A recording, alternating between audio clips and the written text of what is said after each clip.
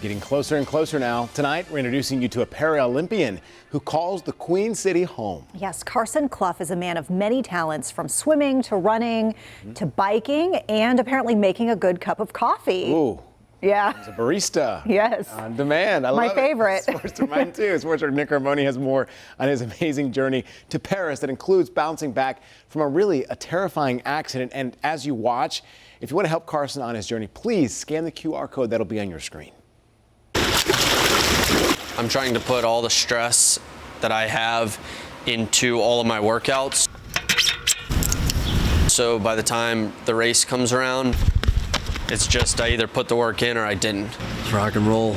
Carson Clough is always putting in the work and always on the go, whether it's swimming, running, biking, or making coffee. Clough is the co-founder of the popular Giddy Goat Coffee Roasters in Plaza Midwood, where you'll often see him, if you can catch up. Look at their faces. They're already mad I'm back here. For Clough, it's been constant movement for all of his 30 years. Bouncing off the walls, always competitive. I had endless energy. Sports, the ocean, and family nurtured that spirit. I was kind of given everything growing up. I definitely knew it too.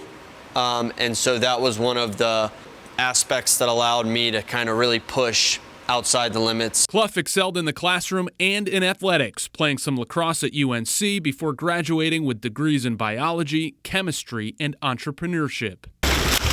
Life was swimming right along until one summer day on Lake Norman 5 years ago, swimming back to the boat after wakeboarding, a freak accident unfolded. Both feet met the propeller, and I found out how strong those propellers really are. I noticed that there was blood. I did look up and see that my foot was missing. That night when we got the phone call, which nobody wants to get that phone call. Clough was airlifted to a hospital. When his mom met him there, Carson immediately reassured her. Carson was on a gurney. He lifted his head and he goes, "Mom, I'm gonna be fine." He had everything below his right knee amputated, but doctors were able to save his left leg. This is the part where you find out something else Clough did not lose, was his sense of humor.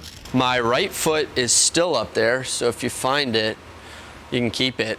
I don't necessarily need that back. Doctors said he would be in the hospital for weeks, but 9 days later, Carson Clough wheeled himself out. It was the beginning of what he matter-of-factly calls his one-legged life. I mean, it was just another challenge, trying to slow me down. By now you know, it did not.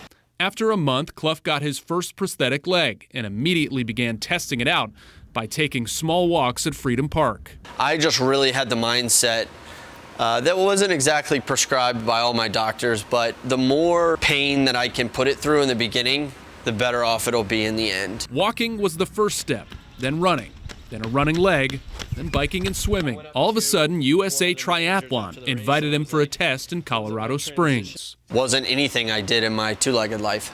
Since then, Clough's rise to the top of the rankings in para-triathlon has been astounding. And now he's going to Paris to compete in the Paralympics. The way I'm looking at it is I have nothing to lose, and I'm not going there for fun, I'm going there to win. Where a door closes, a window opens, and he has definitely proven that. So I have learned so much from him. Turns out many others who think a loss of a limb might mean the loss of everything else life has to offer are learning from Carson Clough too.